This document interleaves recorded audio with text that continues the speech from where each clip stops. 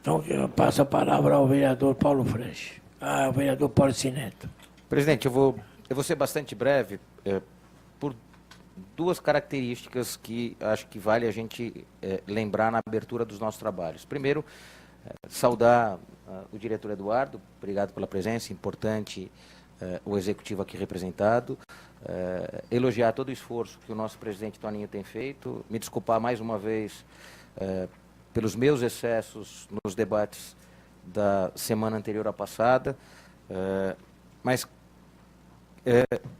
o período que divide a audiência pública que a gente realizou para de hoje, imaginava eu que teríamos, nessa oportunidade, um volume de respostas por parte do Executivo pelos apontamentos que realizamos na primeira audiência pública. Eu fiz questão, e muitos de vocês que estavam lembram, fiz questão de fazer uma apresentação mostrando quais as preocupações e quais as alterações que eu estava, naquele momento, sugerindo ao texto legislativo, interpretando duas questões muito objetivas.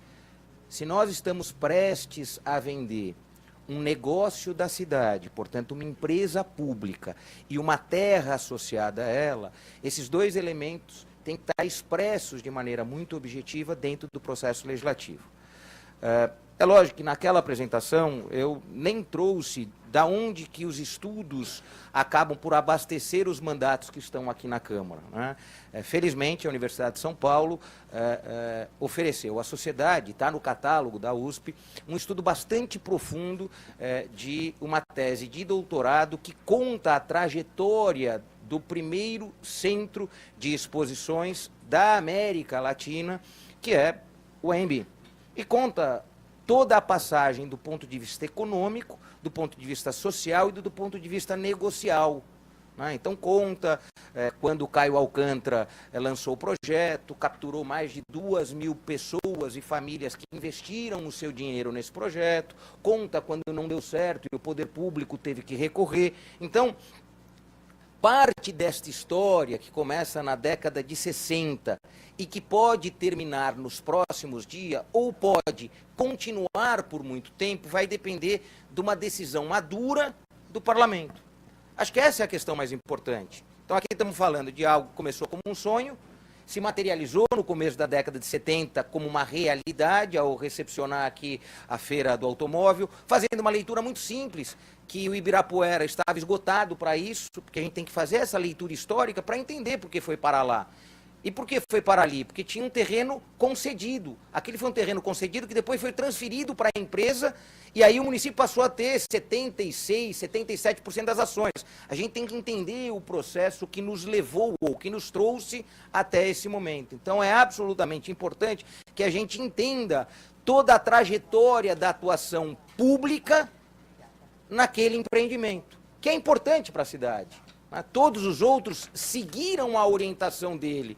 Se a gente tem um Expo Norte, se a gente tem um Centro Imigrantes, hoje São Paulo Expo, é que seguiram alguma orientação produzida nos anos 60, inteligentemente. A gente pode dizer por um visionário ou por um atrevido, mas essa história está muito ali revelada.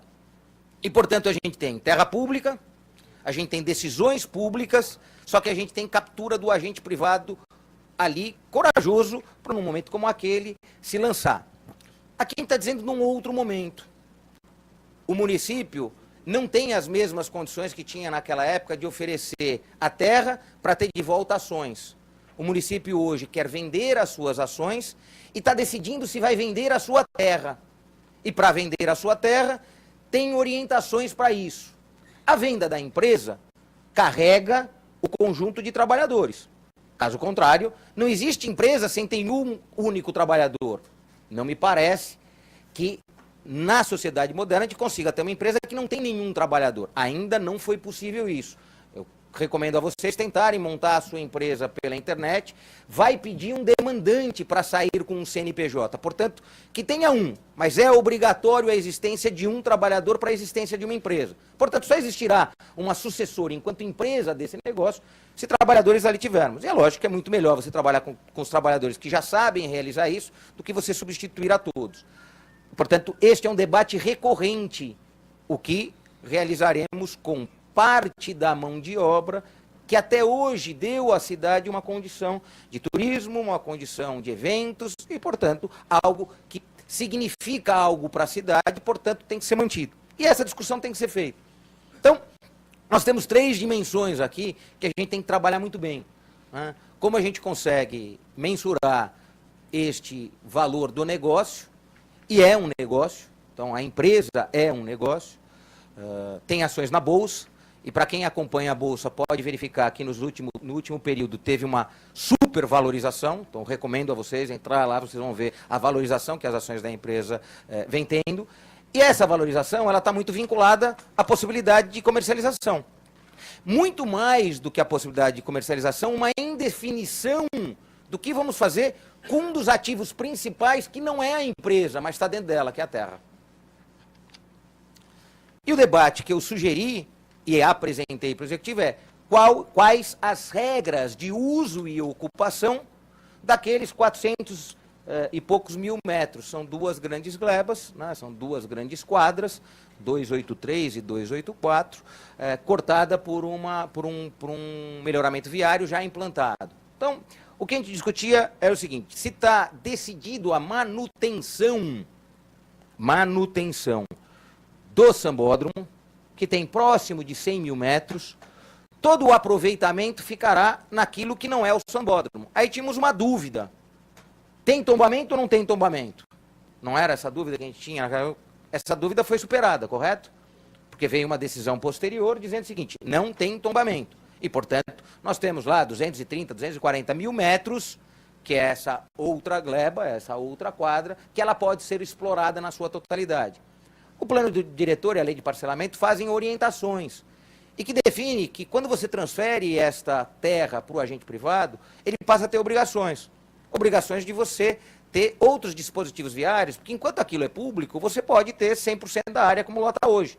Quando você passa para o privado, você vai ter um necessário parcelamento. Ou a legislação tem que dizer, essa legislação a ser aprovada, que não teremos a exigência deste parcelamento. Para quê? Para extrair dali o maior valor da terra que é pública. Porque não adianta eu ter a terra pública valorizada enquanto minha, e quando vou colocar à venda, eu a desvalorizo porque não ponho a ela as regras boas para a comercialização.